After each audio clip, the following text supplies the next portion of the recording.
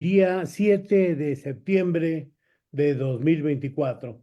Y como todos los sábados, el Observatorio Ciudadano de Guanajuato, Asociación Civil, se complace en compartir con sus seguidores nuestra sesión pública a través de Facebook Live.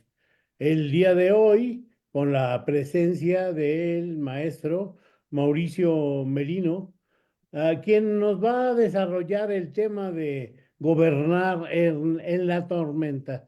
Adelante, maestro, buenos días. ¿Cómo están? Buenos días. Oye, nada más déjame presentarlo, Sí, Memo. sí, perdón. Le doy la palabra a Carlos Arce para que nos haga favor de presentar al maestro Merino. Muchos Para... de nosotros, para nosotros, pues no necesita presentación, pero para las personas que estén viendo y luego vean este video, nada más recordarles que el doctor Merino, pues es un académico de mucho prestigio aquí, en México. Él es doctor en Ciencias Políticas por la Universidad Complutense de Madrid. Actualmente es director del Instituto de Investigación en Rendición de Cuentas y Combate a la Corrupción del Centro Universitario de Ciencias Económicas Administrativas, el famoso CUSEA de la Universidad de Guadalajara, donde también se desempeña como profesor investigador, es coordinador nacional de una asociación civil, Nosotrox, forma parte del Sistema Nacional de Investigadores, del SNI, es SNI 3, el grado máximo, y participa como analista en programas de televisión, tiene una columna en el Universal muy famosa, fue consejero del Instituto Federal Electoral, fue miembro del panel externo de revisión de acceso a la información del Banco Interamericano de Desarrollo, del BID.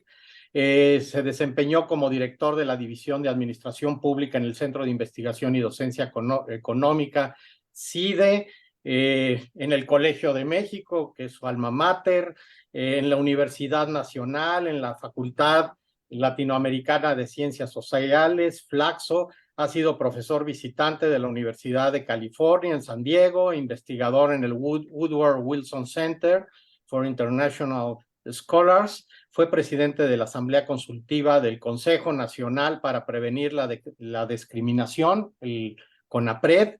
Fue miembro también del grupo redactor del proyecto de la Constitución de la Ciudad de México y ha coordinado, entre otras cosas, más de 30 libros en el que se encuentra La transición votada, políticas públicas, desigualdades invisibles y excluidos, la participación ciudadana en la democracia. Es un súper experto en gobierno local, tiene varios títulos, entre otros Gobierno Local y Combate a la Corrupción, un nuevo diseño municipal en México. Bueno, ya me cansé de la larga síntesis, porque sí hay que decir que es solamente una síntesis de la trayectoria de mi querido amigo Mauricio Merino. Mauricio, pues estamos abiertos a oír tu reflexión. Gracias, Carlos. Sí se escucha bien, ¿verdad? Se escucha mejor, Perfecto. creo. Gracias, Carlos, por la presentación. Ayer, fíjate, fue interesante porque mis alumnos del primer semestre de la licenciatura acá en Guadalajara me preguntaban, oiga, profesor, ¿qué edad tiene? Y les dije, 214 bien vividos. Y porque eso es lo que, por eso el currículum es tan largo, porque son años nada más de trabajo, de algo hay que vivir. Sí. Entonces se va acumulando la vida y el currículum se hace más largo. Gracias, me siento muy complacido por su invitación al Observatorio Ciudadano de Guanajuato. Sé que es una larga tradición que tienen ustedes desde hace muchos años, ya no sé cuántas, los he visto de cerca. ¿Cuántos años, Carlos? 8. 8 años, pero además ya los tenían, ¿no? Esta cosa empezó en León, creo, hace No, muchos ese fue el años. de León, pero el de nosotros Eso fue el comenzó de hace León. 8 años. Ya, pues, o sea, tienen una práctica desde hace mucho tiempo de estar observando. incidiendo. Yo le invito a Carlos a que haga un supuesto, un recorrido de cómo es que creo que se va a gobernar a partir de ahora, porque dice Carlos que hay cierta perplejidad y tal, y cree que yo les voy a resolver eso, y lo dudo mucho. Pero la verdad es que yo creo que está bastante claro, Carlos, que las coordinadas de gobierno han cambiado dramáticamente, yo diría en los últimos 6 años, pero que la consolidación de ese cambio de situación política, déjenme ponerlo así, que sucede ya el 2 de junio de este año. Y a partir de ese momento, pues ya viene déjenme llamarle así, una cascada de decisiones que no hace sino confirmar lo que el presidente López Obrador ha venido impulsando desde mucho tiempo atrás.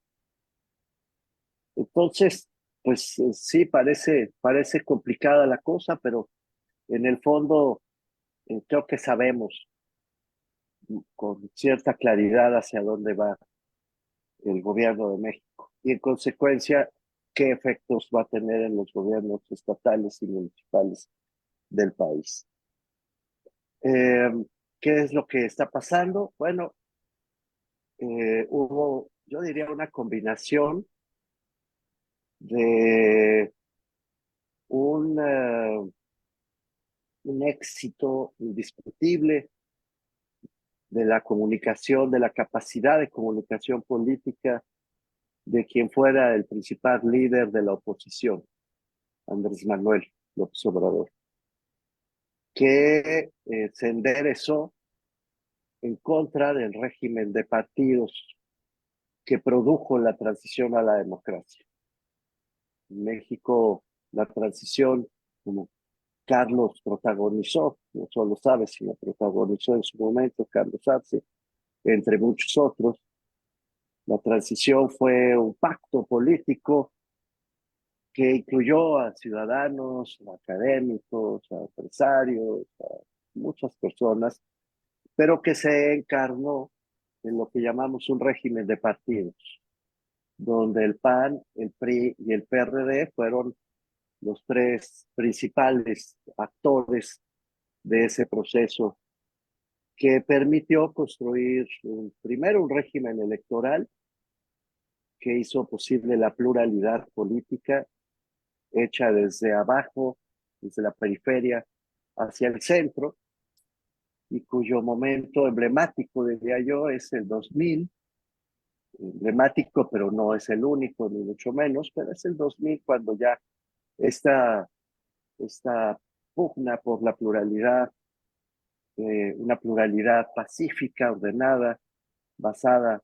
en la constitución política y las reformas que se fueron dando, pues permite afincar un régimen de pluralidad que reconoce a un tiempo distintas expresiones, distintas voces, que reconoce la diversidad regional, que permite además la expansión de estos partidos prácticamente por toda la República, en municipios, estados, gobiernos divididos, gobiernos de distintos partidos conviviendo, y que pues nos promete, nos anuncia una segunda etapa de la transición que no llegó.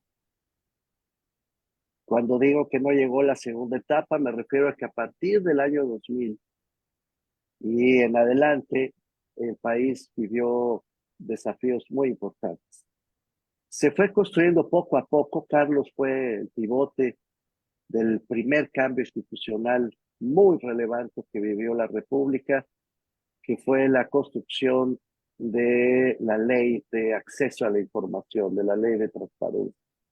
En los primeros años de ese proceso, que ya no consistía en discutir cómo hacer elecciones, eso se había resuelto antes, sino ahora cómo controlar el ejercicio del poder desde un mismo mirador democrático. Les recuerdo a ustedes que la democracia es como un cuerpo que tiene dos piernas. Una pierna es la distribución del poder a través del voto y la otra pierna es el ejercicio del poder a través del control democrático de la autoridad. Durante los primeros años de la transición nos concentramos mucho en la primera pierna, en la distribución del poder, y fuimos dejando a un lado la segunda, la del ejercicio democrático de la autoridad. Y entonces, a partir del año 2000, se empezó a construir esta segunda pieza fundamental de la democracia. Tristemente, sin embargo, para entonces, el líder de la oposición, Andrés Manuel López Obrador, ya había empezado, digamos, a construir una narrativa en la que culpaba de prácticamente todos los males de la República justamente a ese proceso de diversidad, de pluralidad. No paso historia demasiado que no conozcan ustedes, que no hayan vivido de manera directa, cuando afirmo que en el 2003, mientras se construía el proceso, el primer paso hacia la transparencia, que fue, insisto, la primera puerta de acceso hacia el ejercicio democrático de la autoridad, se rompió el pacto entre los tres partidos, el IFE de entonces no pudo avanzar hacia la ratificación de ese acuerdo tripartito. Hubo un desencuentro que a mi juicio empezó a marcar una ruta ya de disputas. Yo tuve el privilegio y al mismo tiempo la tristeza, digamos, de ver este proceso muy de cerca, no solo porque fui consejero electoral, en efecto, los 7 años previos a ese momento, sino porque en ese preciso momento del 2003, pues vi cómo el pacto entre PRI, PAN y PRD en materia electoral se quebró cuando el PRI y el PAN no quisieron tener una mezcla entre experiencia y renovación en el Consejo General del IFE. El PRD de entonces, con López Obrador a la cabeza, propuso que 3 consejeros fuésemos, yo estaba incluido, ratificados en el cargo, mientras que el PRI y el PAN, que estaban muy agraviados con ese Consejo General por episodios como el Pemex Gate o como el episodio de Amigos de Fox, pues preferían que todos se fueran, todos se fueran. Entonces se rompió el asunto. Ustedes recordarán que el IFE se quedó pues en una situación muy difícil y solo se consolidó ese IFE, es decir, volvió a la vida cuando hubo un acuerdo mayoritario entre el PAN y el PRI para nombrar a los nuevos consejeros. El asunto desemboca después en una elección muy disputada, muy difícil, que fue la del 2006. Tristemente, en aquel año, como ustedes recordarán, el empate que hubo entre Felipe Calderón y Andrés Manuel López Obrador como candidato a la presidencia de la República no pudo ser resuelto, digamos, por vías convincentes, institucionalmente impecables, pues por varias razones. Yo siempre sostendré, de nuevo, por la cercanía que tenía yo con esos temas, que se podría haber resuelto yendo al recuento total de votos, voto por voto, casilla por casilla, pero el Tribunal Electoral prefirió no hacer eso y entonces quedó la cosa muy mal. Ese argumento sirvió para que el líder de la oposición pudiera presentar una narrativa de fraude electoral y poner en jaque al presidente Calderón prácticamente desde su llegada al poder presidencial. Sigo rápido para no entretenerlos mucho con este recuento que todas y todos conocen. Lo que vendría después sería una fuerte tensión política en el país que se fue, digamos, profundizando con con el paso de los años. Yo diría que 2012 amerita todavía una deliberación más cuidadosa de qué fue lo que pasó, pero en realidad pues, lo que vimos fue que el viejo aparato priista que todavía estaba vivo, que todavía estaba activo, no se había roto de ninguna manera con la llegada del PAN a la presidencia, se mantuvo en las regiones, se mantuvo en las cámaras, se mantuvo en los municipios, vigente, en los sindicatos, pues se recompuso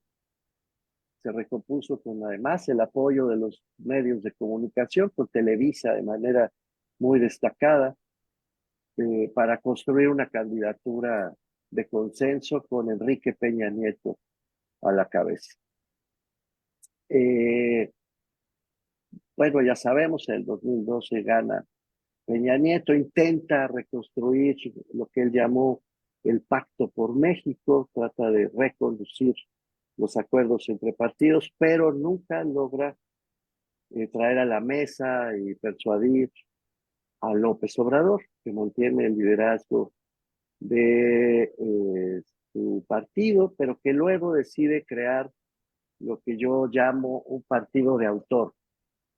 Hay dos partidos de autor en México, el Morena, que a partir del 2014 ya nace oficialmente, junto con las reformas que darían paso a la creación del Instituto Nacional Electoral al mismo año, y el otro partido de autor por ciertos movimientos ciudadanos que fue creado por Dante Delgado y que hasta la fecha se mantiene así como partido de autor. Los tres partidos tradicionales, en cambio, enfrentan pues la ofensiva y el sentimiento, digamos, déjenme ponerlo así, según el cual todos los problemas del país acumulados, la violencia, el incremento del crimen organizado, la guerra, así se le llamó entonces, contra el narcotráfico y el crimen en general, no solo traficantes de drogas, sino ya otros crímenes acumulados, permanentes, sistemáticos,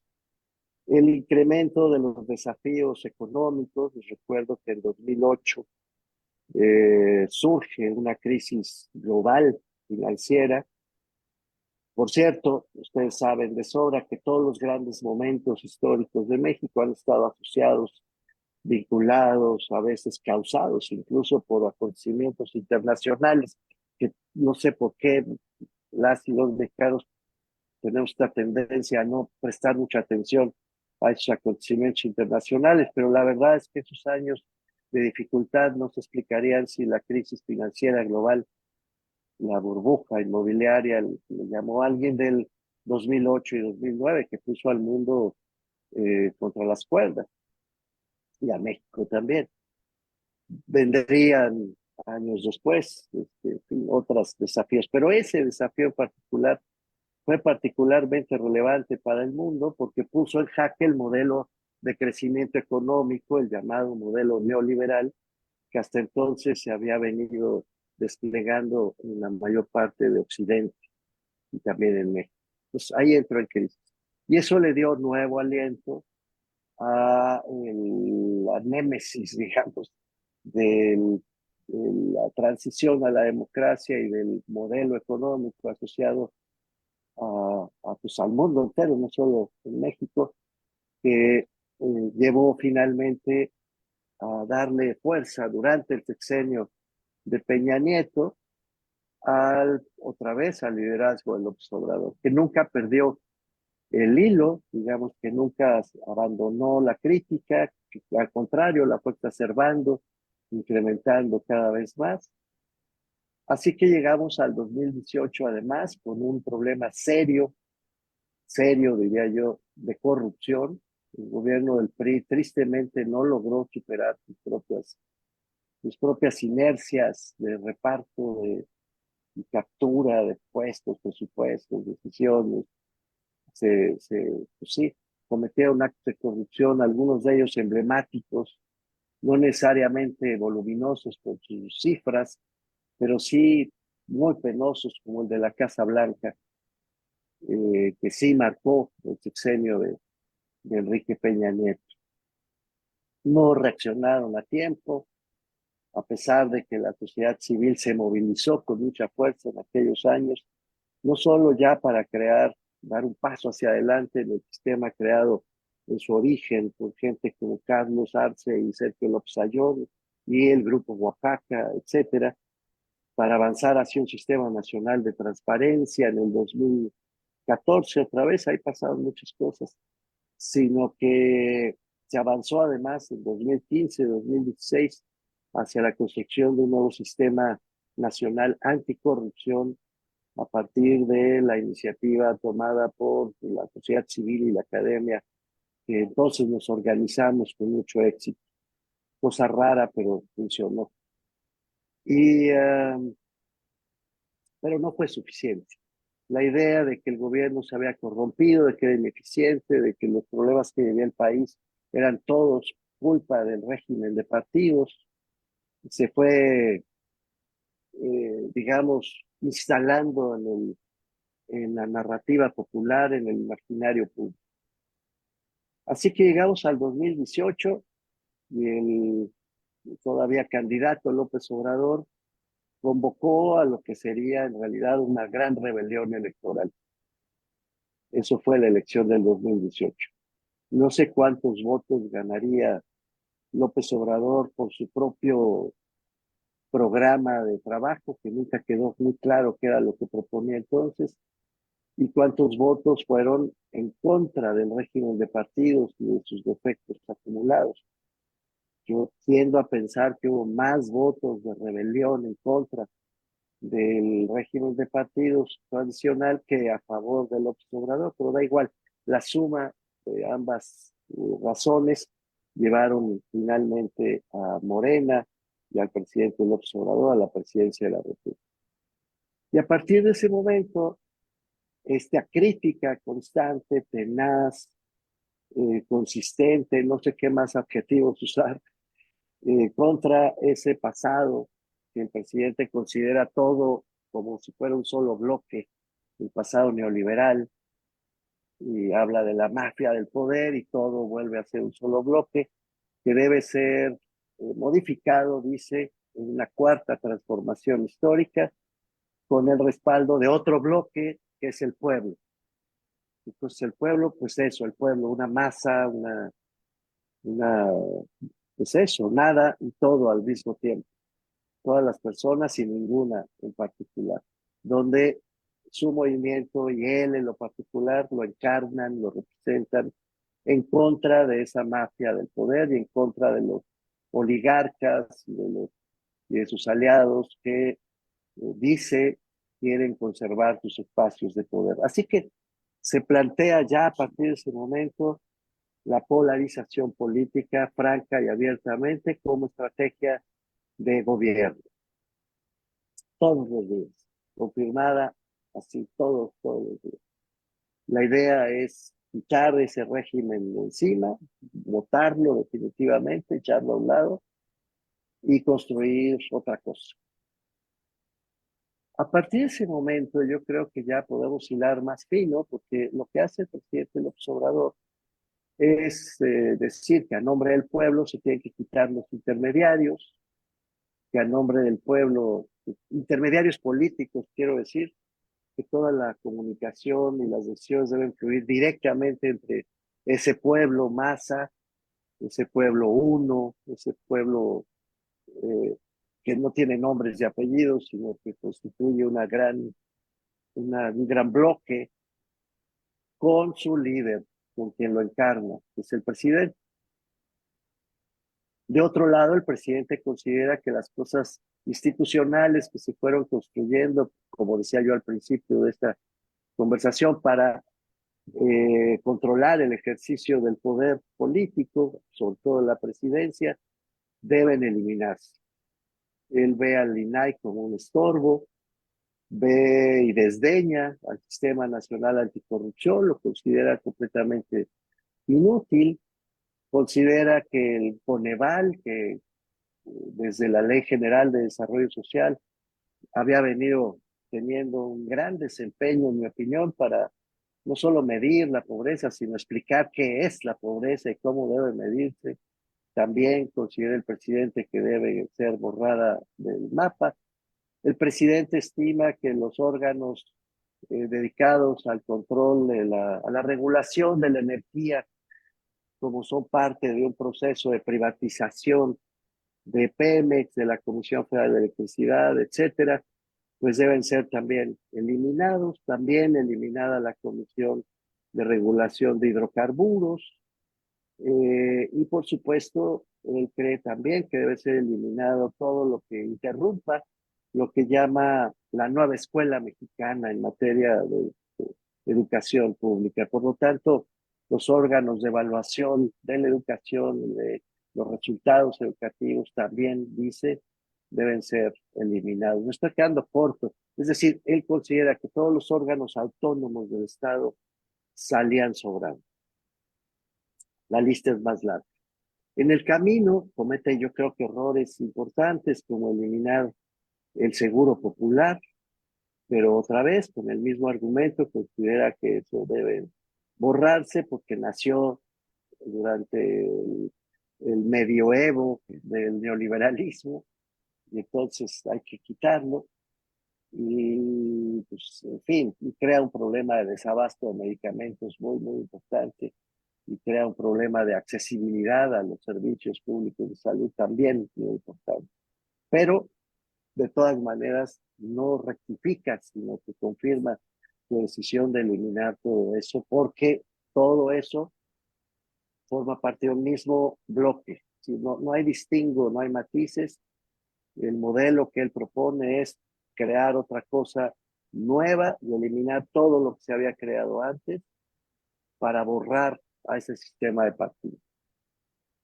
Creo, yo personal, sé que hay muchas diferencias de opinión. Carlos, de nuevo, no me va a dejar mentir si digo que desde un principio, desde mucho tiempo antes, mi opinión era que confundir la aritmética con la política era un error mayúsculo, pero se cometió ese error mayúsculo. En mi opinión, siempre fue una aberración la coalición entre PAN, PRI y PRD, el PRD post López Obrador. Creo que renunciaron a sus programas, a sus ideologías, a sus trayectorias y se debilitaron por la aritmética. Sacaron una calculadora y se pusieron a hacer sumas y restas como si la política fuera eso. Y no es eso, nunca ha sido eso. Entonces se equivocaron dramáticamente, se dejaron llevar por voces empresariales, sí, y por gente que estaba muy preocupada por la continuidad de este proyecto, y en cambio, cometiendo ese error, pues le regalaron a Andrés Manuel López Obrador el mejor argumento de campaña. Él decía, pues estos son iguales, todos son iguales, y nosotros somos distintos, y estos fueron y le regalaron la mejor evidencia de que sí eran iguales. Y sobre esa base se construyó la campaña del 2024. Y otra vez, no me queda claro ya en el 2 de junio.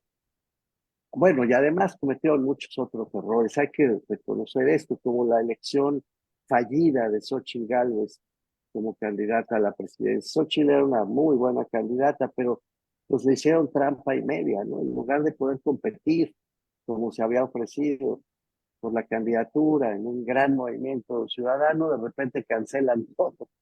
Y ya no hay urnas, ya no hay votación primaria, ya no hay nada, ya hay un nombramiento popular, digamos.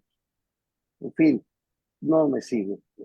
Creo que le regalaron muchos votos, muchos argumentos al presidente López Obrador desde la oposición, como si se lo hubieran propuesto. A veces hasta llegué a sospechar eso, ¿no? Estos están de acuerdo, que no puede ser tanto error acumulado, pero así fue.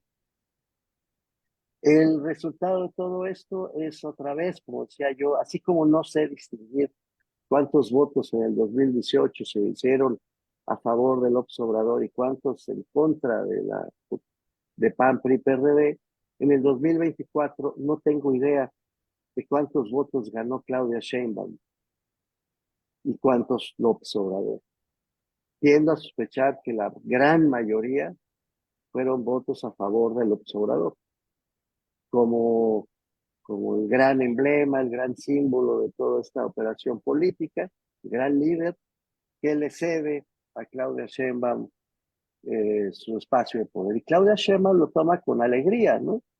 Es decir, ella repite, voy a continuar la obra del López Obrador, el proyecto político se va a mantener vigente, no habrá modificaciones, no voy a traicionar al movimiento del que vengo, es un honor estar con Obrador, y toda la ruta de, digamos, de la lealtad, de la fidelidad a lo que, al proyecto concebido, orquestado, dirigido, encarnado, todo por una sola persona, que es el presidente, todavía presidente López Obrador.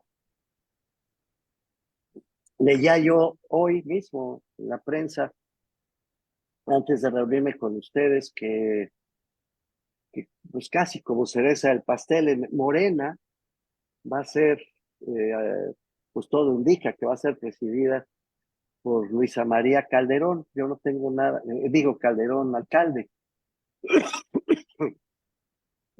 actual secretaria de Gobernación. De veras que yo no tengo nada contra Luisa María Alcalde, me parece una mujer echada para adelante, etcétera. Pero me cuesta mucho trabajo creer que si hubiese elecciones internas en Morena, Luisa María sería realmente electa por sus méritos. Es joven, no tiene una trayectoria realmente acreditada propia, todo depende de López Obrador. Es decir, es y será un alfil de López Obrador, no tengo ninguna duda de eso en Morena. Pero ya para confirmar todo, leo en la prensa de hoy que uno de los candidatos, y quizá el candidato más fuerte a la Secretaría General de Morena, es el hijo de López Obrador. Es Andy, el llamado Andy López Obrador, que ya se presenta casi formalmente en la prensa como la persona que acompañaría a Luisa María en la dirección de ese partido. Bueno, más claro, ni el agua. Si uno revisa cómo se integra además el gobierno de Claudia Sheinbaum, pues se puede ver que algunas personas, pocas personas, son de su propio grupo, mientras que el resto pues, son de López Obrador otra vez, etcétera. Y el proyecto completo, la mirada completa, los cambios completos. Por si todo esto fuera poco, si no fuera suficiente evidencia, pues estamos viviendo un mes de septiembre intenso, por decirlo menos, porque los partidarios de López Obrador primero se hacen de la mayoría calificada en la Cámara de Diputados. Hay un fuerte debate, ya saben, no me entretengo en ese debate, que permite que 54 o 53% de los votos les otorguen pues casi tres cuartas partes de la Cámara de Diputados, arriba de 73%, mientras que la Cámara de Senadores se quedan a un senador. Todos estamos eh, conteniendo la respiración para ver si se pasa de 85 a 86 senadores, les queda uno para tener mayoría calificada y en consecuencia poder hacer todos los cambios que quieran. Además, tenemos una evidente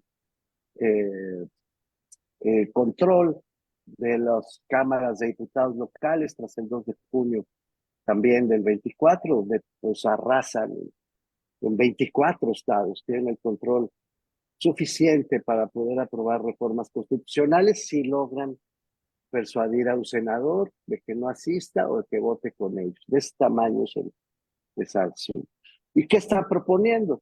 ¿Qué es lo que dice el plan C? Pues el plan C es tomar el control del Poder Judicial por la vía electoral. Si quieren, después les explico con detalle, si les interesara en qué consiste el proceso electoral del Poder Judicial, pero pues básicamente es poner en la boleta candidatas o candidatos que van a estar sobre todo en 2/3 propuestos por la mayoría de Morena en el Poder Legislativo y por la Presidenta de la República, y luego otro grupito propuesto por la Suprema Corte de Justicia. Y bueno, ya de entrada en las boletas estarían 2/3 de candidatos a favor de estar cerca del régimen, independientemente de por quién vote, ya de entrada los dados están cargados, etcétera. No me entretengo en las cuestiones técnicas de ese proceso electoral. Lo que es importante decir es que el Poder Judicial, de pasar esta reforma, pues tendría que renovarse por completo. Para el 2027 ya tendríamos un nuevo Poder Judicial, todo el Poder Judicial, juezas, jueces de distrito, magistrada, todo renovado. Ahí ya dije, un proceso de desmantelamiento de los órganos autónomos de Estado, que también forma parte del Plan C.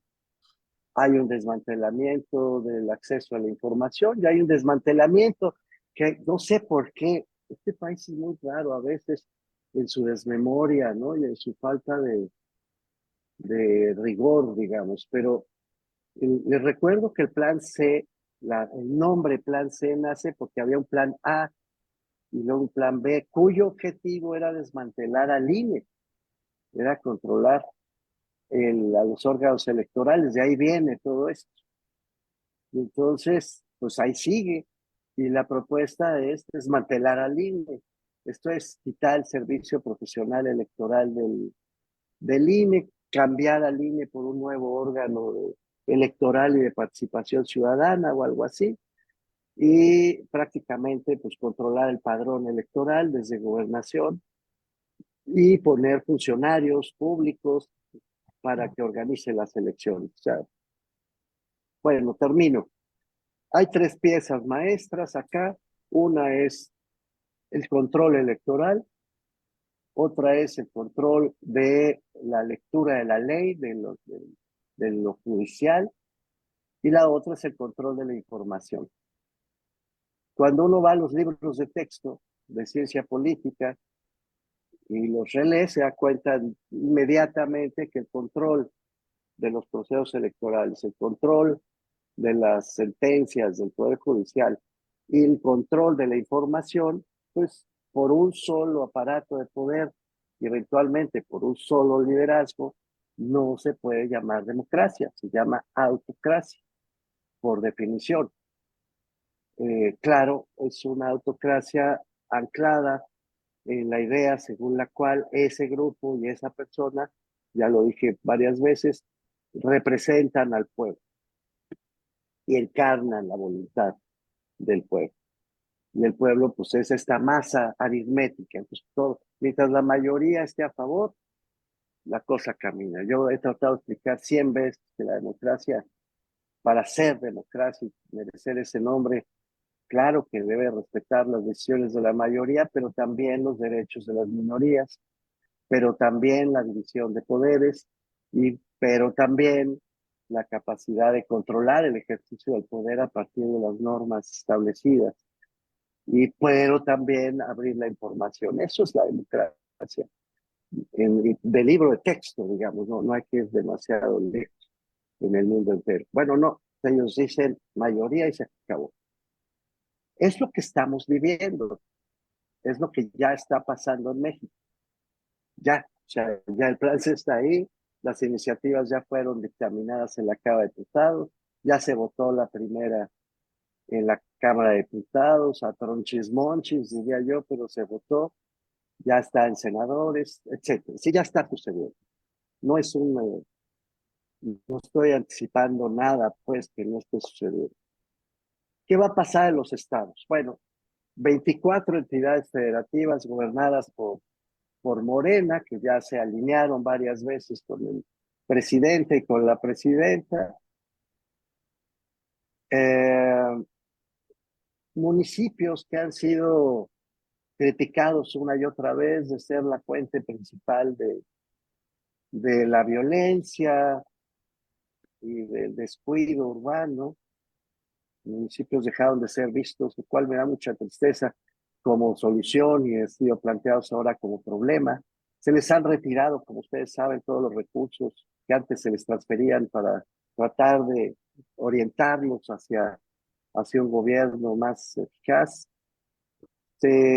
Los gobiernos de los estados pues, se han constreñido, digamos, a ser pues, hacedores de obras públicas, no son no son gobiernos que hagan mucho más que obras públicas y poco más. Entonces, el federalismo está pues ya en vías de ser completamente controlado por un gobierno federal muy potente. Por si hubiera alguna duda, todas las reformas del Plan C, todas sin excepción, incluyen instrucciones puntuales a los estados para que modifiquen sus constituciones en la misma dirección. Incluso así, con detalle, ¿no? Cómo se va a votar, cómo se va a hacer, todo.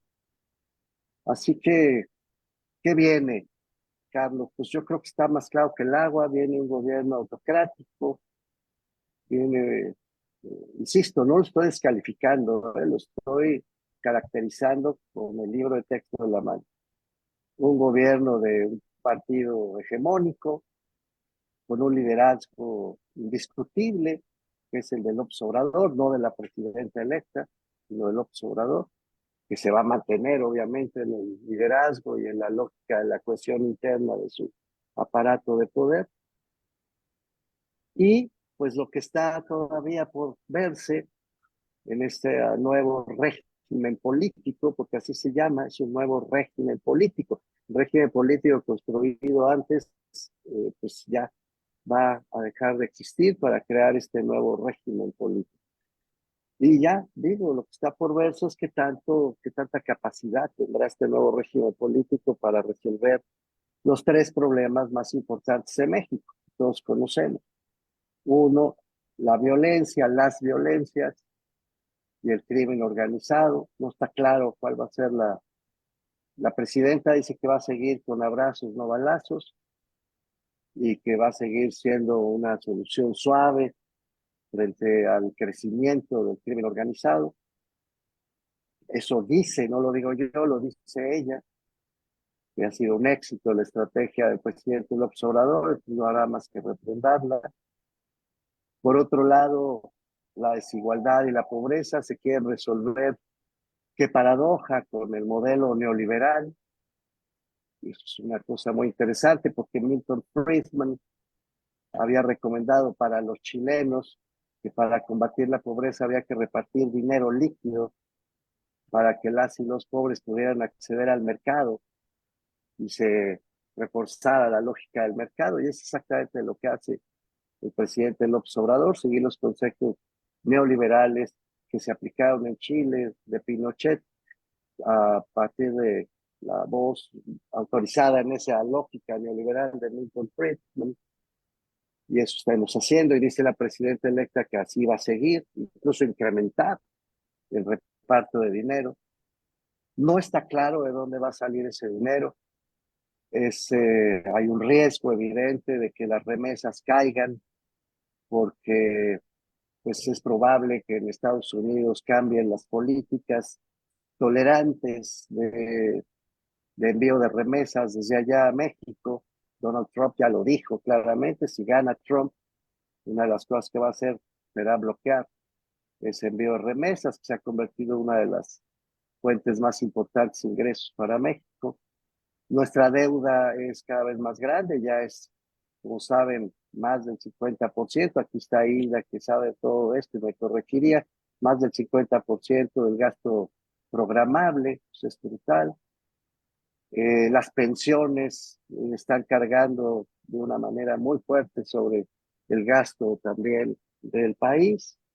Pemex dejó de ser una fuente de ingresos para ser una fuente de gastos. Hoy es la empresa energética de petrolera más endeudada del mundo y nadie sabe cómo vamos a hacer frente a las deudas de corto plazo que tiene que pagar Pemex. Pemex ya no es un negocio para México, ya es un gasto, una carga. No está muy difícil el panorama financiero, la verdad. Y si a esto se le suma el riesgo inminente de que haya una ruptura del TEMEC, como lo han anunciado los Estados Unidos y Canadá, como consecuencia de las decisiones tomadas por el gobierno de México con este plan C, pues ya, ¿no? Se consolida un escenario muy difícil para Claudia Sheinbaum en materia de reducción de la pobreza. Solo una nota técnica que ustedes conocen bien, cuando la única salida o la más importante salida de la pobreza es repartir dinero, hay que recordar que el dinero puede perder su valor muy rápidamente cuando hay inflación y devaluación. El poder adquisitivo se deteriora. Y cuando dicen que han salido de la pobreza 5 millones o 9 millones de personas, se están refiriendo a que esas personas están recibiendo ingresos por encima de la canasta básica, de lo que cuesta pues, prácticamente comer y sobrevivir. Pues les dieron un poquito más de dinero y ¡pum! Rebasan la línea de pobreza. En el momento en que ese dinero pierde su poder adquisitivo como efecto de la inflación y la devaluación, estos vuelven a subir a la línea de pobreza. La verdad es que es muy engañoso ese resultado. Mientras no esté afincado la garantía de derechos sociales y en la creación de empleos con protección social.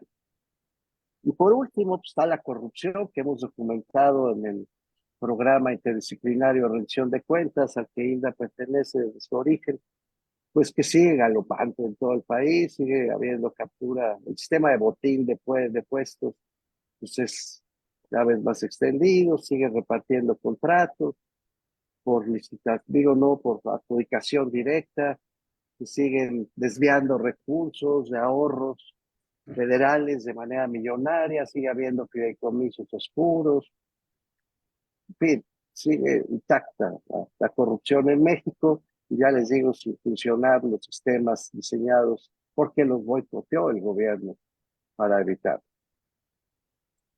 ¿Qué va a pasar entonces con la presidenta electa y este nuevo panorama de desafíos? Pues no sabemos, pero sí sabemos, querido Carlos, que vamos, ya digo, a un nuevo régimen.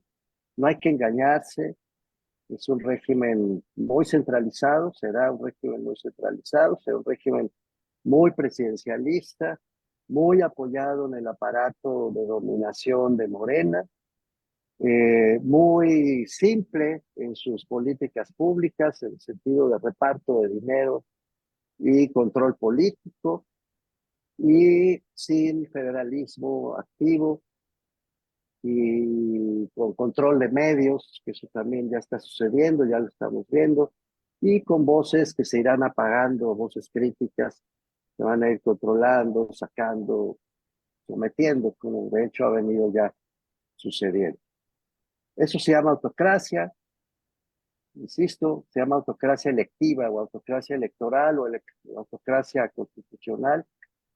Y termino diciendo, este es el resultado de los consejos electorales. No pasa solo en México, ha pasado varias veces en el mundo. Es lo que la gente respaldó, por las razones que sean, pero es lo que la gente votó. Así que, como dice el refrán, tú lo quisiste, fraile Mostén, tú lo quisiste, tú te lo ten. Eso es lo que tengo que decirles, querido Carlos.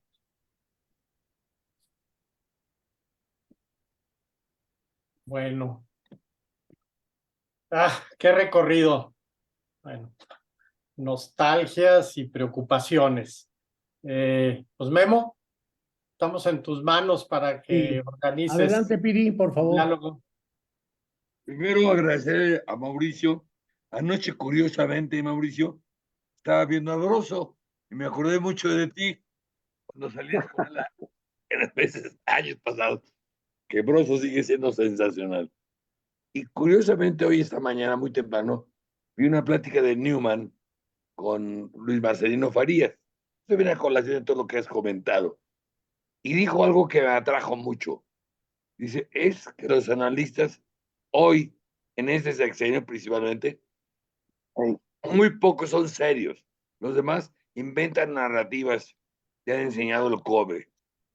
Y esto viene a colación porque tú siempre has sido un analista muy serio. Desde que yo gracias. te he escuchado, te he visto con Broso, te he visto en diferentes programas, con Aristegui, etcétera, etcétera. A lo que yo voy es que en este país hoy tenemos un grave problema, según yo, fundamentalmente.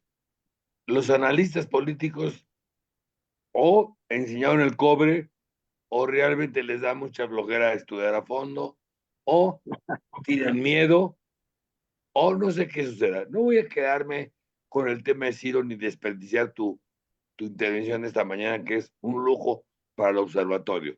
Pero sí creo, Mauricio, tú que eres un estupendo analista, que todo el mundo le da miedo decir que lo que ha construido López Obrador es un golpe de Estado técnico y que lo está construyendo y no se ha cansado. Lo que vamos a ver el próximo martes en el Senado, vamos a ver el último esfuerzo de ese golpe de Estado. Pero a los analistas les da miedo usar esa palabra, pocos la usan. En mi opinión personal, eso es lo que está en juego. El cambio de régimen es regresar al autoritarismo, un autoritarismo que ya brincamos, ya está sumamente sobado, que si el PRI, que si el PAN, que... Hoy el tema es que el señor no está dispuesto a irse por dos razones. Una, es su proyecto, apostó todo, desde el 2006 le metió todo, se juntó con lo peor, hizo los tratos con el diablo por llegar a lo que llegó. Y lo que le resultó no fue lo que él pensaba. Punto. En términos numéricos, es un gobierno fallido. Basta ver el tren, basta ver el istmo, basta ver el AIFA, basta ver la refinería esta que hicieron. Pero eso no tiene caso perderlo, Mauricio. Me gustaría saber cuál es tu real opinión de toda esta locura que hemos vivido los últimos 6 años. Ese es mi punto de vista. Gracias, Mauricio. Muchas gracias. Sí, ¿Qué hago? ¿Contesto? Me espero que... por ¿Cómo es la favor, sí. mecánica? ¿Contesto aquí? Sí, sí, por favor. Sí, pues ya les dije mi opinión, ¿no? Pero con mucho gusto la confirmo. Es un cambio de régimen político lo que estamos viviendo. No es un golpe de Estado, es un cambio de régimen. Y es un cambio de régimen avalado y respaldado por la mayoría de las personas. Uno puede discutir cómo se llegó a esa mayoría, con dinero, con los servidores estos de la nación, con el ejército, con grupos ilegales organizándose para promover el voto. Yo vi esto en Jalisco, por lo menos, y lo sigo viendo, por cierto. Jalisco está amenazado hoy de que le cancelen, le anulen la elección con muy malas artes de Morena. En fin, cómo llegamos ahí es otro debate, ¿no? Pero el hecho es que sí votaron por López Obrador. Y yo creo que es muy importante no engañarse, porque eso sí me ha dado a mí tristeza, ¿no? Ya lo dije antes, los partidos que crearon la transición se equivocaron mucho, pero mucho, mucho. Y es increíble. Yo no tengo por qué ocultar que por lo que hago y por lo que escribo, de repente tengo posibilidad incluso de interactuar con personas que toman decisiones, ¿no? Y entonces pues, tuve la oportunidad de hablar con varias de las personas que integran esa coalición. Entonces me consta, no estoy siendo injusto, que sabían que se iban a equivocar, pero pues escucharon a otros, ¿no? O a sí mismos, vete a saber, no tengo idea. Y entonces, aún a sabiendas de que era obvio el error que estaban cometiendo, pues lo cometieron, y le pusieron pues, un regalo a López Obrador. No se puede construir una oposición seria si tú tienes ese tipo de liderazgo. A lo mejor estaban ofendidos con voces como la mía, porque yo les he llamado y les sigo llamando, y que me perdonen, pero pues esos son los juniors de la transición a la democracia. No fueron ellos los que construyeron la democracia, fueron los herederos de los que construyeron la democracia. La generación constructora pues fue muriendo, incluso ya se fueron yendo, o ya están muy grandes, como el ingeniero Cárdenas, ¿no? Que ya sigue activo y tal, pero ya no participa mucho. En cambio, los juniors estos pues, creyeron que ya tenían todo el poder en las manos y empezaron a hacer barbaridades. Yo creo que es muy importante reconocer todos estos hechos y no solo ver la paja en el ojo ajeno. Ahora, Andrés Manuel López Obrador sabe que esto está sucediendo, es un gran comunicador político y es un hombre, digamos, de doble discurso. Dice una cosa y hace otra, engaña con la verdad, como decía Rey Ceroles, y es muy hábil para construir escenarios que resultan convenientes para sus intereses y para su partido. Yo diría que no va a ceder, que cada vez que Andrés Manuel ha sido desafiado, dobla la apuesta y que está dispuesto a seguir adelante. No veo, he escuchado también a mucha gente que dice, no, Claudia Sheinbaum es distinta, Claudia Sheinbaum va a cambiar, va a ser. Yo la verdad no lo veo. Claro que es distinta, es otra persona, en fin, tiene mucho más formación académica que el presidente actual, etcétera, pero no creo que vaya a cambiar mucho. Yo he tenido incluso la oportunidad de más o menos ver de cerca algunas cosas. Yo tuve el privilegio de presidir el Consejo Consultivo del proceso de reconstrucción de la Ciudad de México, por ejemplo, en los primeros años, ad honorem, obviamente, un cargo honorífico, ciudadano.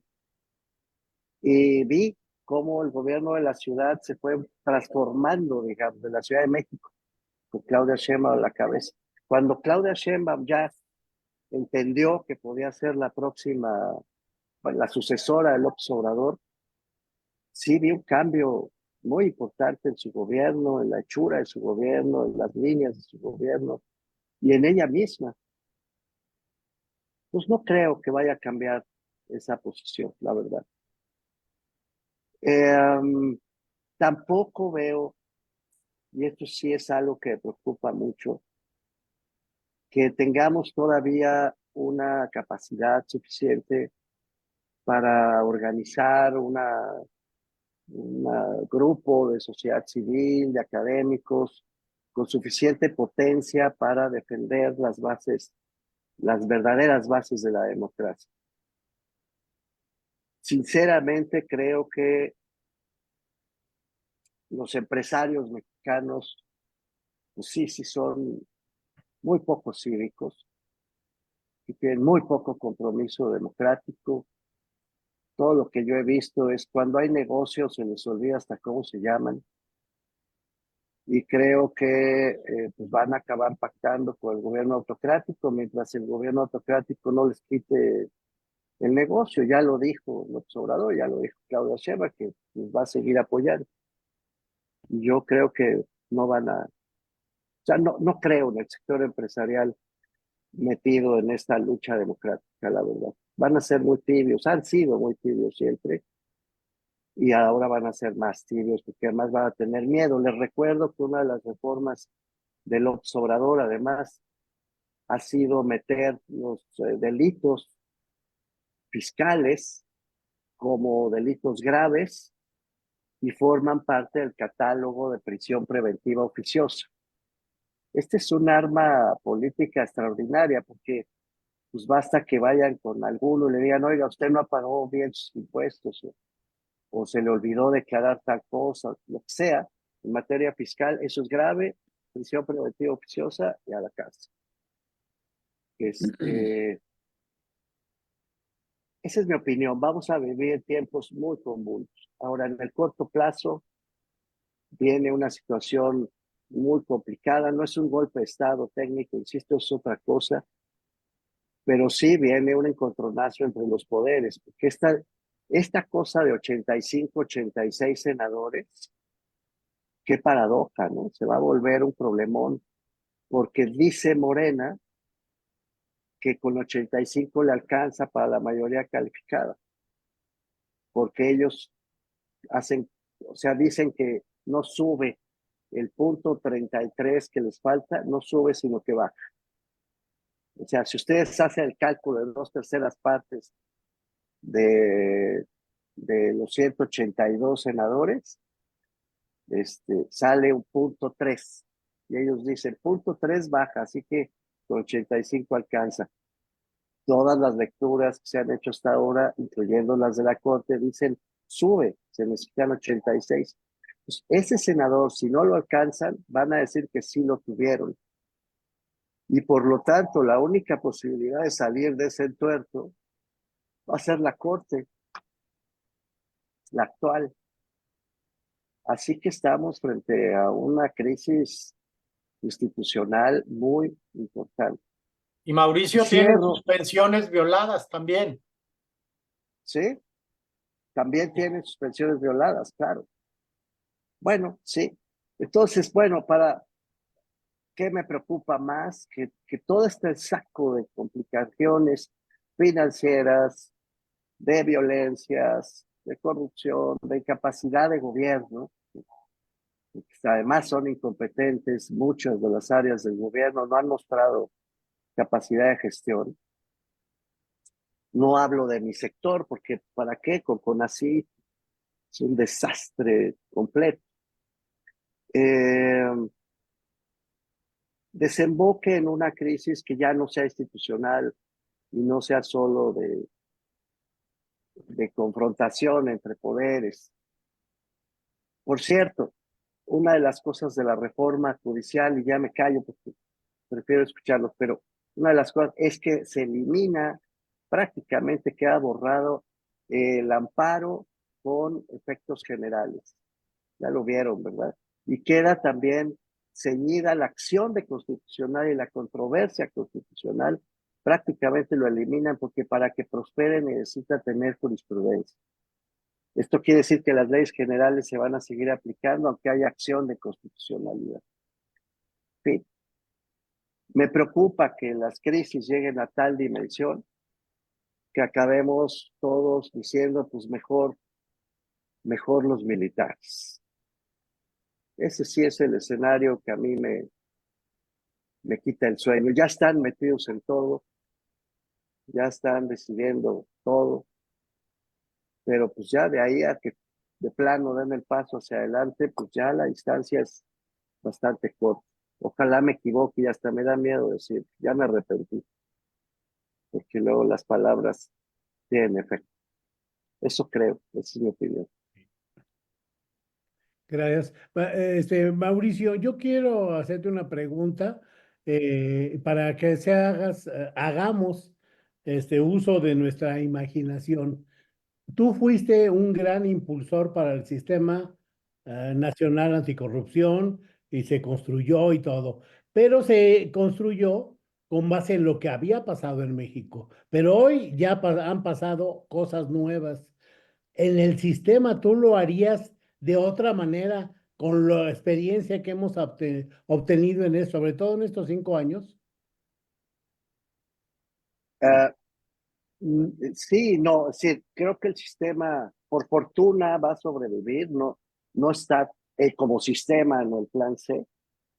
Lo que están proponiendo es que se eliminen las secretarías ejecutivas del sistema para pasar a los gobiernos y están proponiendo la creación de una nueva agencia federal anticorrupción, que no sabemos muy bien de qué va, pero es como quitarle a la función pública un pedazo para que se encargue solo de castigar, digamos, de integrar expedientes. Sí.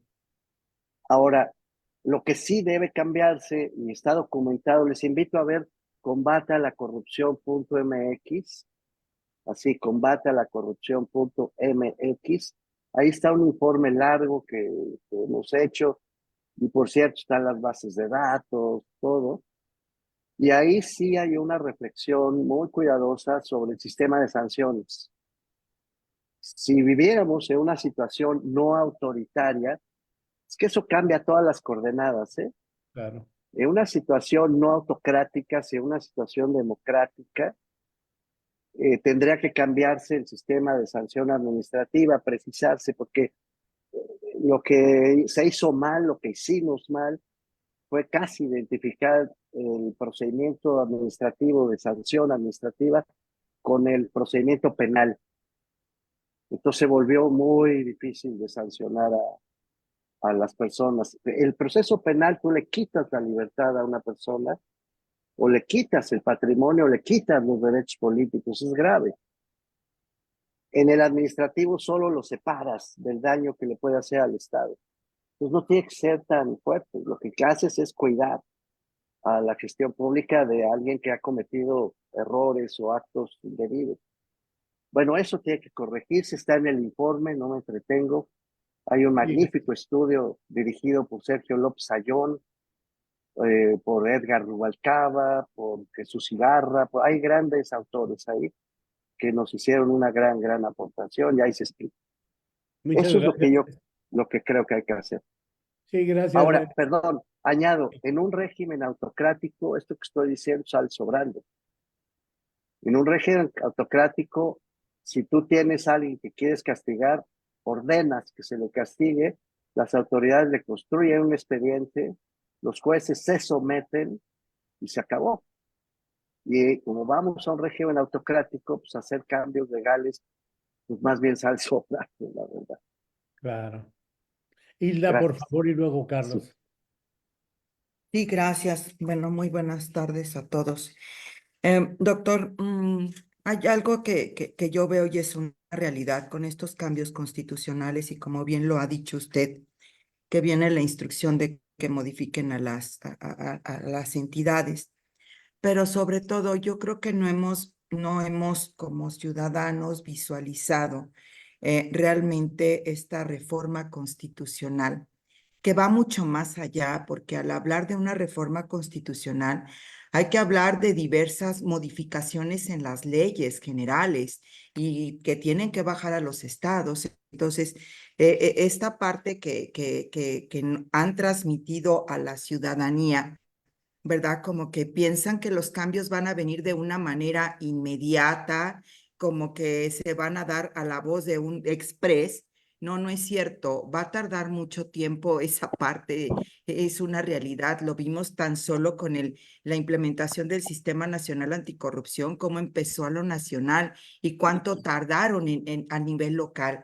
A pesar de que hay 24 entidades que gobierna Morena, etcétera, cómo están los congresos al final del día, no están logrados los pesos y contrapesos, pero me preocupa mucho porque entonces va a ser el mandato a nivel federal y van a aprobar así la ley en cada entidad cuando definitivamente no es una realidad. Ya no tenemos pesos y contrapesos para poder hacer los análisis, ¿verdad?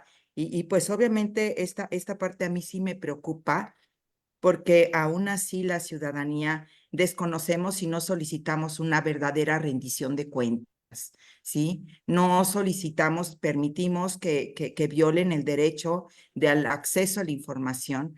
No hemos entendido que los órganos autónomos, o sea, son pesos y contrapesos, pero adicionalmente, ¿cómo es posible que caigamos en esa locura todos? Yo me fijaba en el presupuesto de egresos en el 2024. ¿Cómo es posible que lo que es la parte de protección social tenga un presupuesto asignado que entre educación y salud hagan la cantidad total? O sea, ¿eso a qué me conduce? Que necesitamos un país más, con menos educación, porque obviamente todo está en la parte de regalar el dinero, de los programas sociales, etcétera. Y eso la verdad a mí me preocupa demasiado, pero no sé qué va a pasar en las entidades federativas, en los congresos locales, porque pues también venían acostumbrados a que a lo mejor tenían de su lado el Congreso a su favor. Yo no sé, ahorita la verdad no me he dado a la tarea de verificar en cada entidad federativa cómo están sus congresos, pero pues el estar empujando van a quedar unos estados que sí aprueban, otros que no aprueban, porque pues volvemos a lo mismo. Es tan fácil y tan sencillo dar lectura a las leyes y si cada quien hiciera lo que le corresponde, otro gallo le cantaría.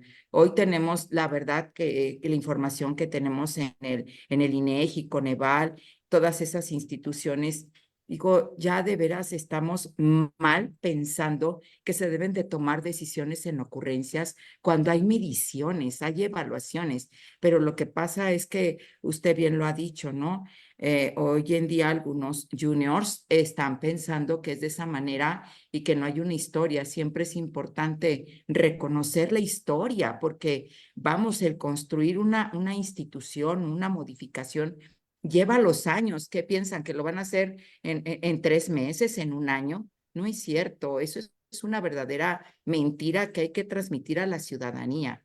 Entonces, pues sí me preocupa, la verdad, estos cambios, estas reformas y que, pues ojalá que se nos quitara la venda de los ojos a los ciudadanos y que reaccionáramos, porque usted sabe que yo creo en la participación ciudadana y lo importante que es, pero también es cierto que hay mucha apatía, ¿verdad, doctor? Y yo, como siempre, aprendiendo de usted, ya sabe que soy su fan y que me encanta dar lectura a todas las cosas y pues sobre todo seguir aprendiendo en esto. Y que sí duele, sí duele. La corrupción mata, por supuesto, lo hemos visto. Y mata mucho y no entendemos la violencia que tenemos, la inseguridad. No hemos reconocido que lo que es el narcotráfico. Me he llevado unas sorpresas estos últimos días, cómo está la industria, ¿verdad? Porque es una industria, la verdad, todo esto de cómo juegan. La gente que está con ellos coludidos, híjole, es increíble. Que algún día lo platicaré personalmente con usted, doctor. Muchísimas gracias, de veras, simplemente quería esta preocupación de las leyes. Sí me preocupa bastante. Gracias. Hilda, para acabar de preocuparte, déjame decirte que otra vez del libro de texto, Eh, las leyes importan en un Estado de Derecho, pero es que cuando no hay Estado de Derecho, lo que importa no son las leyes.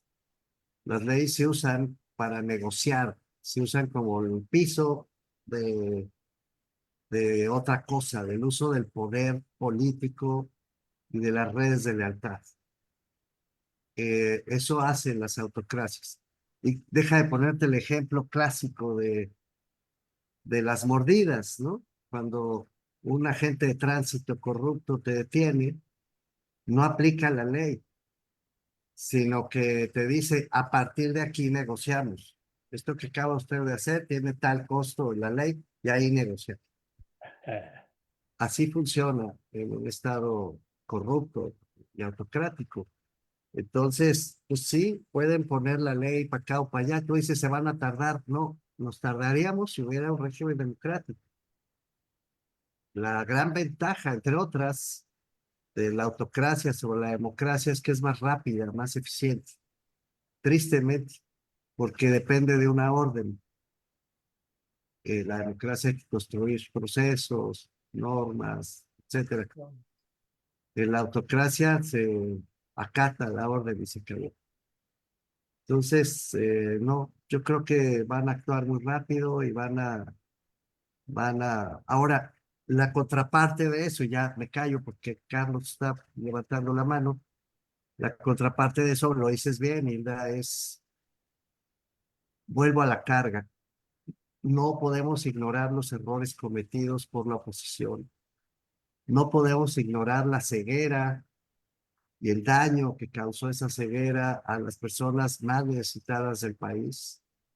No podemos ignorar la desigualdad que está permitiendo que el crimen organizado se expanda. Ya es el quinto empleador del país, dicen algunas fuentes creíbles.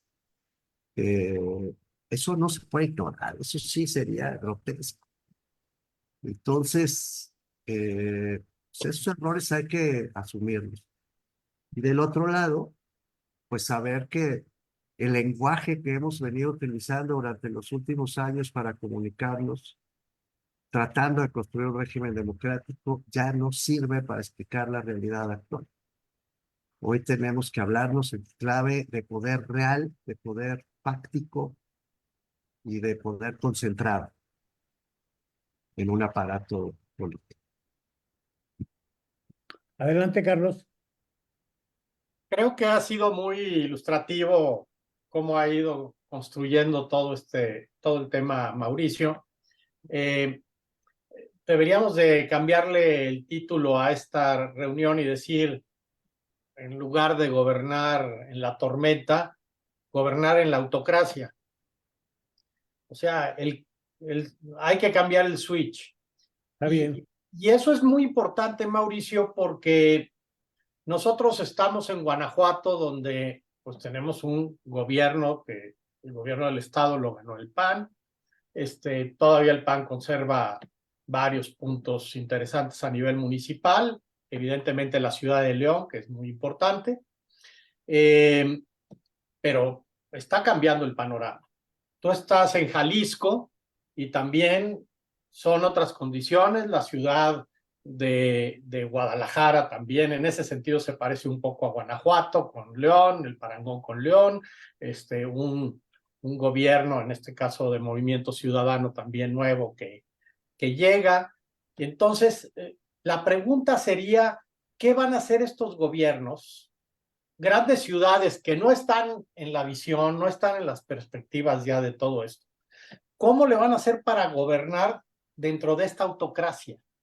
El otro día estábamos platicando creo que con el Piri, con algunas otras personas, y yo les decía que probablemente tengamos enfrente gobiernos rinconeros, como ratoncitos que se van yendo por la orilla, se van escondiendo, salen tantito, salen corriendo al otro hoyo. Un poco el ejercicio de prospectiva de qué va a pasar ahí. Lo otro es que me encantó tu formulación de los, de los juniors de, de, de, del sistema de partidos. Sí falta muchísima conciencia y denuncia de que estos juniors acabaron con esto, establecieron, pienso yo, me gustaría oírte, pues un sistema cartelizado de partidos donde todos se ponían de acuerdo. Entonces, este sistema pudrió todo y si le echas la combinación con la corrupción, una corrupción galopante, pues tienes la fórmula que acabó destruyendo todo este periodo que también pintaba para dar un paso ya muy largo a la modernización y a un régimen verdaderamente democrático. En tus manos, Mauricio. No, pues respecto a lo último, pues ya lo había yo dicho antes, hay un montón de metáforas que se pueden usar, ¿no? Pero, pues, ¿para qué insisto? Sí, se culpa a Andrés Manuel de todo y lo que hizo Andrés Manuel fue, en efecto, cachar todos esos defectos con mucha habilidad. Y ya, ¿no? Y ahí está, nunca fue un demócrata, él nunca fue una persona preocupada por la pluralidad, nunca, nunca, o sea, nunca, Y tú literal. lo conoces desde hace mucho. Yo tuve, sí, hasta dificultades con él hace 40 años, ya no me acuerdo, hace muchos años, pero eso no viene a cuento, ya después se los platico. Por eso, porque no creía en la pluralidad, en la democracia, sino en el rigor, en la verticalidad. Y lo sigue haciendo. Bueno, fíjate que lo hemos pensado mucho, Carlos, y la cuestión principal que planteas, primero hay un problema de contrapeso real, ahora sí contrapeso, porque en los gobiernos como el de Guanajuato o el de Jalisco o el de Nuevo León, aunque Nuevo León corre por otras cuerdas, por cierto, corre por PRI-PAN, ¿no? Contra MC, pero el caso de Guanajuato y Jalisco se parecen, pues ya no van a poder gobernar sin tomar en cuenta que Morena está en pie de guerra, igual, allá y acá. En Jalisco están bravísimos, pero bravísimos. Quieren meter a la cárcel a la presidenta del YPC, construyéndole historias completamente abusivas. Quieren que se desconozca la elección de Guadalajara y de Tlaquepaque, quieren tirar a Pablo Lemus de la gubernatura, el Tribunal Electoral de la Federación está como demorándose mucho, es preocupante porque no resuelve Jalisco, lo está dejando hacia el final. Está fea la cosa. Tú no puedes llegar a gobernar si no tomas en cuenta que esta es una nueva realidad y que ellas y ellos, los de Morena, no tienen la representación política, pero sí tienen el poder real, el fáctico, vuelvo a la carga. Tienen el respaldo de, pues, del gobierno federal, tienen el respaldo del aparato político de Morena, del ejército, que no es poca cosa, y de todo el aparato federal en tierra, campo. Entonces, pues no la van a tener fácil. No sé exactamente si comparto tu definición de gobiernos rinconeros, pero sí van a tener que pactar si quieren salir adelante. Van a tener que obedecer algunas cosas, van a tener que ponerse de acuerdo, porque si no, no solo les van a quitar todo el dinero, lo poquito que queda, sino que van a empezar a acusarlos de cualquier cantidad de cosas o les van a empezar a crear problemas de campo feos. Bueno, Guanajuato ya lo está viviendo. Les aventaron ahí toda la tolerancia a cosas horribles y luego vienen y los acusan de que es un gobierno que ha tolerado al narco, ¿no? Es una estrategia cantada. Puede ser que eso pase también en Jalisco, que ya de suyo es bastante violento. Entonces, no, pues ni modo, Carlos, van a tener que... Es decir, un gobierno autocrático, esto es lo que quiero transmitirles, porque lo he visto muchas veces últimamente, hay que despertar, y hay que dejar de soñar. Y hay que dejar de imaginar y dejar de suponer que no está pasando lo que está pasando. Hay que pasar de la etapa de negación a la de aceptación. No sé cómo decirlo.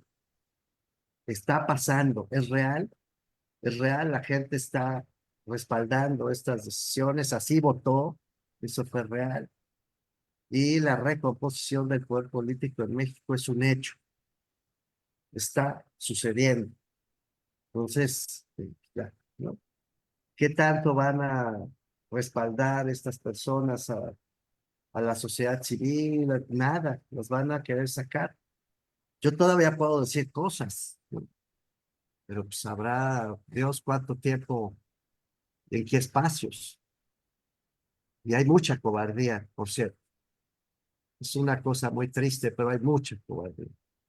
No paso reproche, pero leo a Hannah Arendt mucho. Es una de mis autoras favoritas. Tanto que hasta mi mujer me cela por mi afecto por Hannah Arendt. Y entonces, la verdad es que me parece fantástica porque sí nos dice, la gente no es que sea estúpida y no es que sea vendida, no, nada. Es que claramente vive en un entorno en donde tiene que proteger lo mínimo de su vida. Y cuando se pone en riesgo eso, pues reacciona así, reacciona protegiendo lo mínimo. Y luego hay los abusivos y los tramposos y los que dicen, bueno, pues ya ni modo, me adapto, ¿no? Y acá obedezco a los dos. He visto muchas veces ese episodio, y ustedes también, y lo vamos a ver ahora masivamente.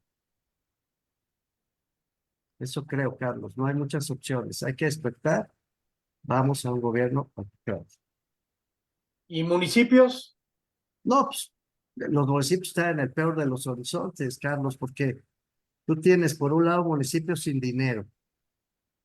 Tienes por otro lado, creo que ya son 192 las zonas metropolitanas del país, que ya suman 421 municipios en todo el país. O sea, ya, y ahí vivimos el 70% de las personas en México. Entonces tienes aglomeraciones urbanas que te reclaman servicios públicos y no tienes dinero para atenderlas.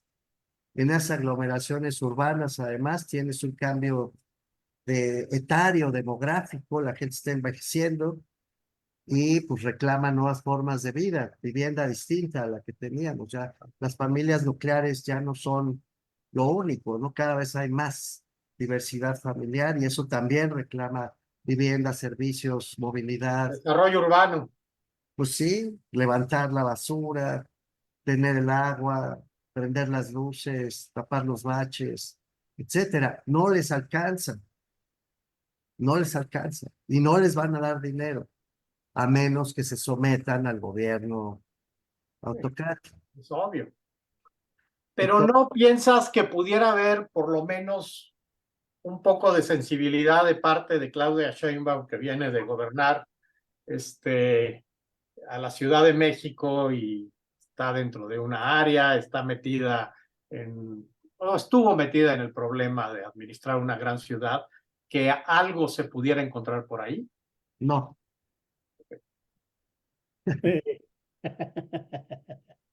Muy bien. Perdón, Carlos, que te diga, pero por ejemplo en el municipio de Guanajuato, el candidato y se le informó, no lo conocía.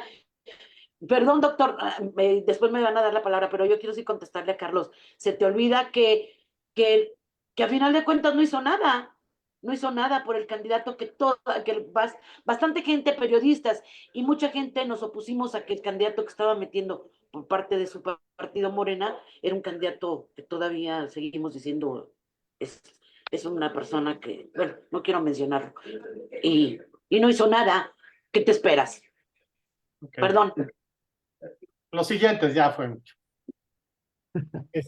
Armando y luego Lolita.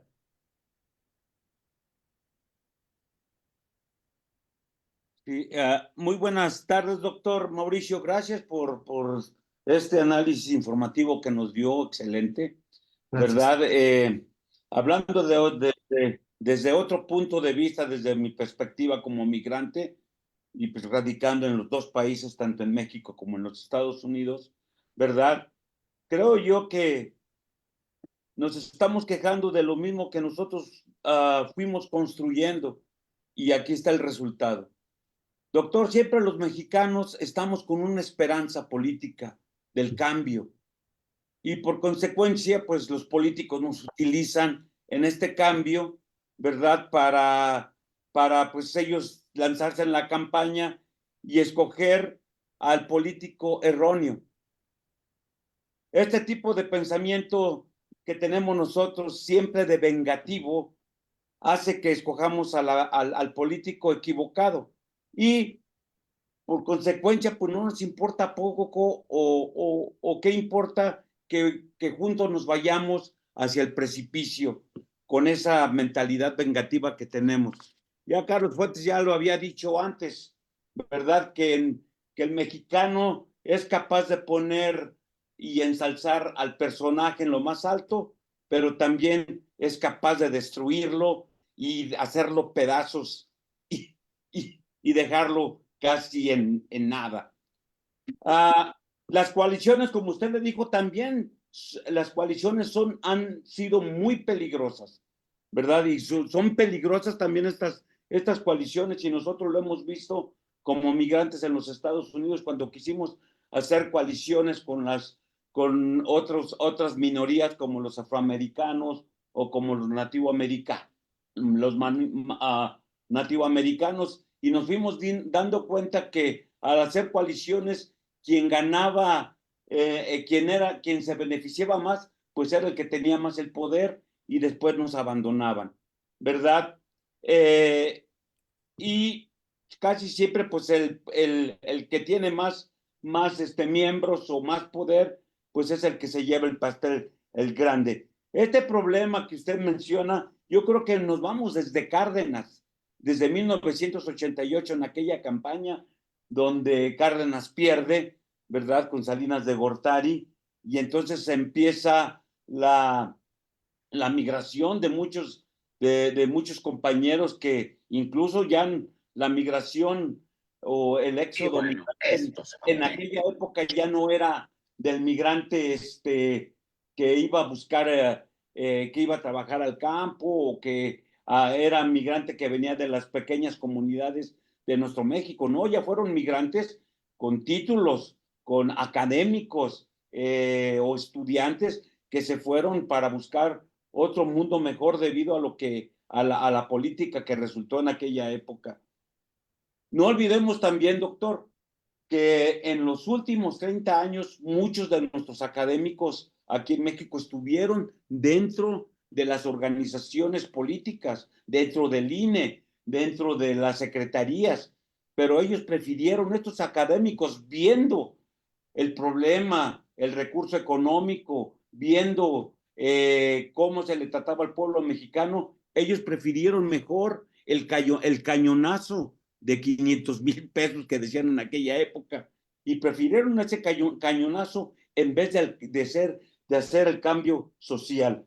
Hay una esperanza, siempre vamos a tener una esperanza, siempre la vamos a tener, y no importa, gobiernos van a pasar y gobiernos se van a ir, pero siempre el mexicano va a tener una esperanza para tener un mundo mejor. Y para terminar muy rápido, lo que nos pasó aquí en Guanajuato. Fíjese nada más cómo salen los candidatos. Quiero ser la candidata a gobernadora de la gente, la que escucha, la que ustedes, la que no se aleja de una vez que acaba la elección. Quiero ser, las palabras comprometen, y por eso estoy aquí, para comprometerme con ustedes, para decirles, viéndoles a los ojos, que no les voy a fallar. Yo les ofrezco trabajar por los temas complejos y los retos que tenemos enfrente. Doctor Mauricio, y lo único que recibimos nosotros los migrantes fueron puñaladas. Estas palabras en campaña ya se fueron a la basura. Y eso nos está pasando con cualquier candidato, ya sea del PRI, de Morena o de Alianza. No sé, esto es decepcionante, pero siempre habrá una esperanza y seguiremos siempre luchando por un cambio. Con eso termino.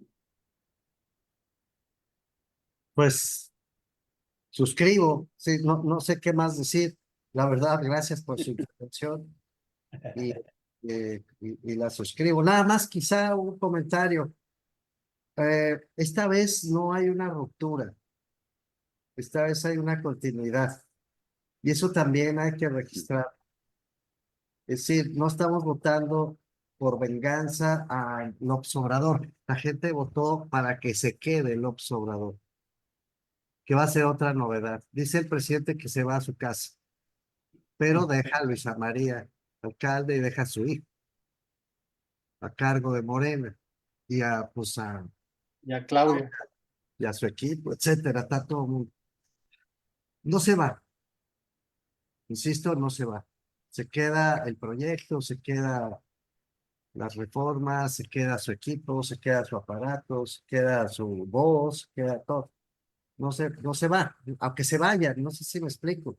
Aunque físicamente decide esa Chiapas, a Palenque, pues va a seguir ahí y va a seguir siendo la referencia. Ya leía yo también que ya quiere poner su nombre en letras de oro en el Congreso de la Ciudad de México. Sí. ¿Cuál es el problema? O sea, no se va. Entonces no hay ruptura en este caso, Armando. En este caso hay continuidad. La doctora Sheinbaum es la protectora de la herencia, digamos. Es la albacea. Es otra cosa. Sí, adelante, Lolita. Gracias, Memo. Bueno, ya me adelanté poquito. Un saludo para todos mis compañeros de observatorio y también a la gente que nos sigue en Facebook Live. También la saludamos con mucho cariño. Para mí es un gusto y un placer, doctor Mauricio Merino, escucharlo. Y sobre todo, pues la verdad, un excelente, porque a veces la gente no conocemos mucho de política, mucho de los procesos, mucho de la reseña histórica que usted nos acaba de mencionar y de compartir. Yo lo único que quiero decir es, quien no conoce la historia, el dicho es, está condenado a repetirla. Y creo que sí, que es muy importante que la gente que nos vea, aunque sean 8, aunque sean 9, aunque sean 10 o los que sean, escuchen esto, ¿sí? Todo lo que usted está diciendo es importantísimo que la gente conozca cómo se está dando, cuál es la visión de una persona que ha estado cercana, preparada como usted, a este tipo de procesos y qué es lo que más se recomienda que abramos los ojos. Yo quiero preguntarle, creo que ya lo comentó, en otras palabras, pero sí me gustaría escuchar, ¿usted qué considera? ¿Que somos una ciudadanía conformista? Ya habló de que pues protegen a su gente, protegen a su entorno, protegen pues lo que más quieren, ¿no? Que es su familia, y que por eso a veces nos sometemos. ¿Será una ciudadanía conformista o, o vendrá una ciudadanía que despierte y que lleguen a lo mejor a ser, no hablo de una guerra a lo mejor que yo creo que no sé qué nos depara, ¿verdad? Pero sí que despierte y que se aglomere para conformar, para hacer algo en contra de los mismos derechos que tenemos los mexicanos. ¿O usted considera que nos vamos a quedar así como una ciudadana conformista de acuerdo a los parámetros que usted tiene, doctor Mauricio Medina? Me gustaría mucho escuchar su opinión. Muchísimas gracias. Gracias, Dolores. Es difícil, sí, organizar, convocar a la sociedad mexicana, la verdad. Es muy fragmentada, es muy desconfiada y digamos que tiene impulsos de corto plazo, ¿no? Organizamos muy bien la fiesta y una vez que termina la fiesta, bye, ¿no? Todo el mundo se va. Eso es una vieja historia. Dicen los expertos que se trata de una cultura colonial. Hay un colonialismo interno. Entonces uno espera pues, que venga el monarca, el virrey, lo que sea, y resuelva, ¿no? Y mientras lo resuelve el monarca, pues ahí nos vamos manteniendo como sea.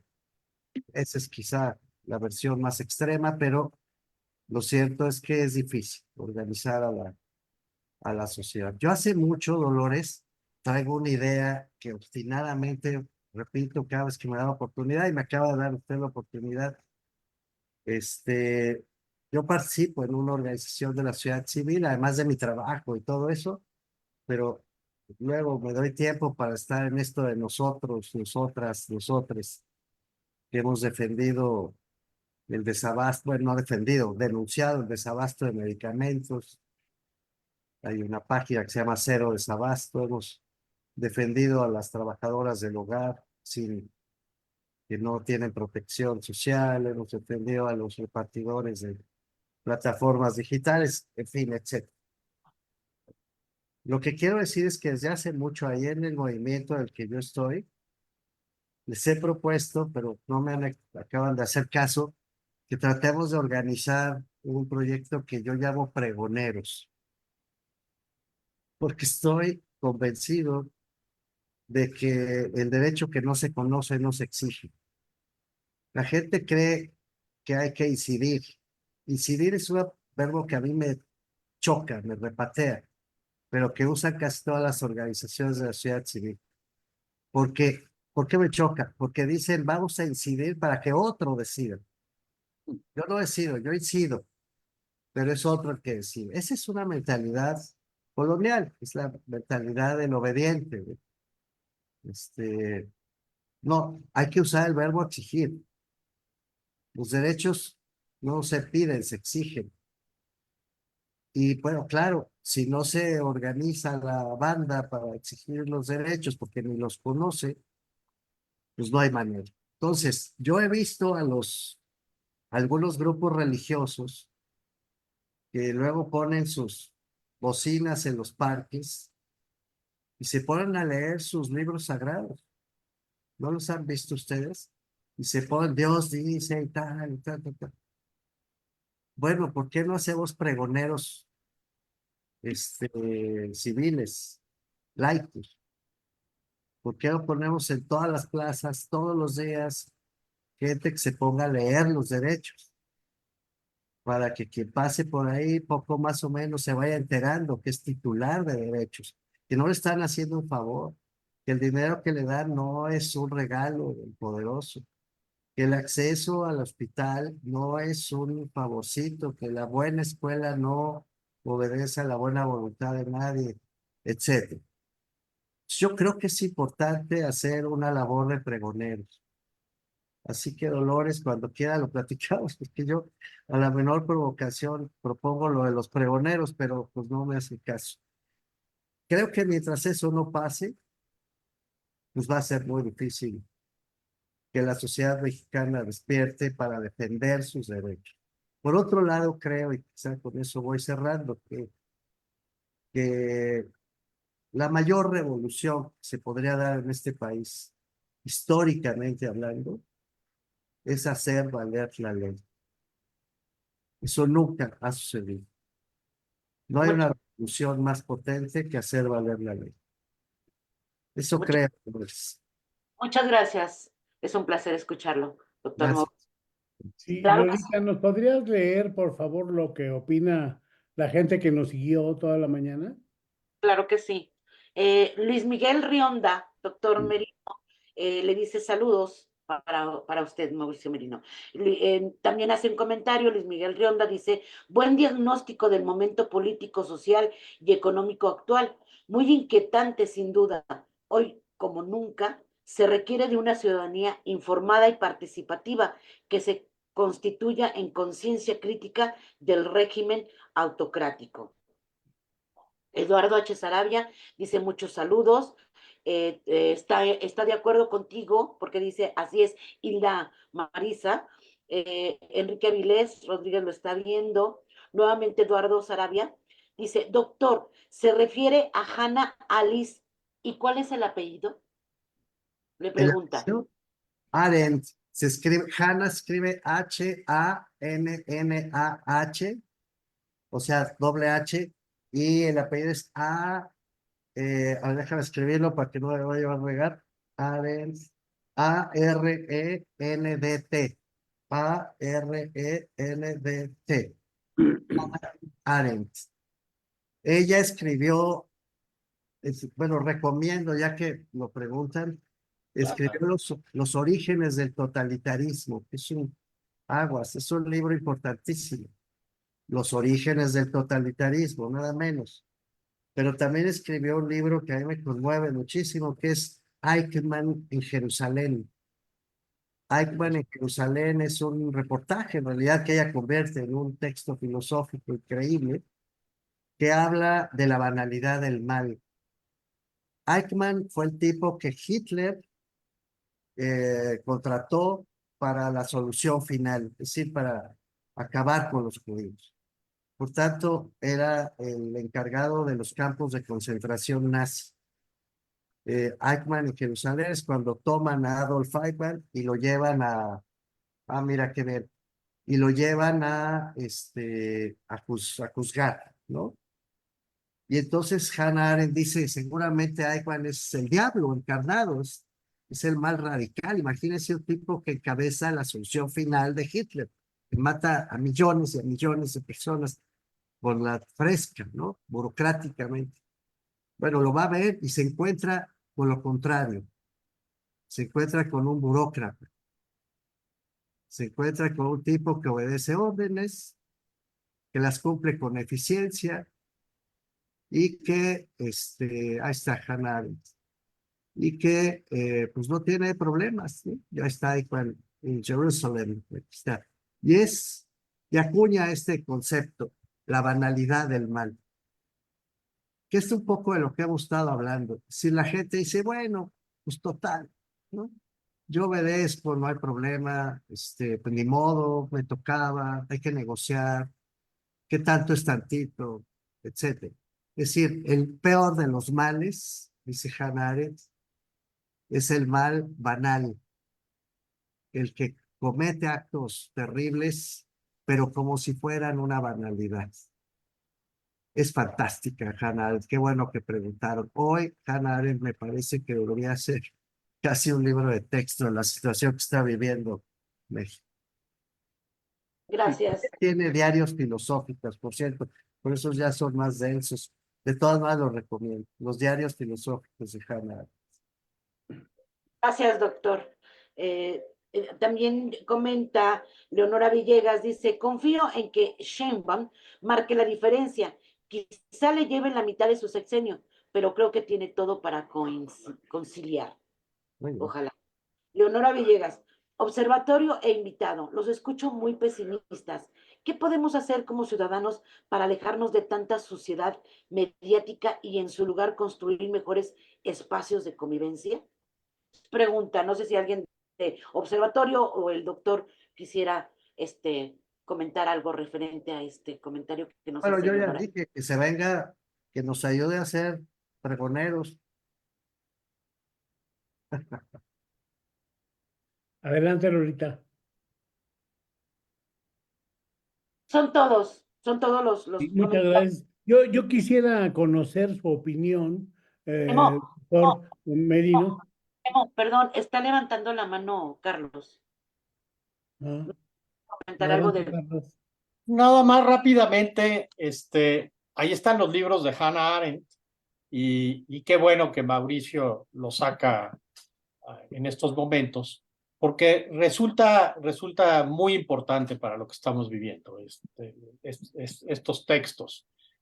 Estamos hablando del totalitarismo en la visión más completa y más terrible que ha visto la humanidad en el caso del nazismo. No es cualquier cosa, esto no es un chiste. Pero para algunas personas que no tengan acceso a los textos ahí están en Amazon, los pueden pedir o bajarlos en Kindle, lo que sea, no hay ningún problema.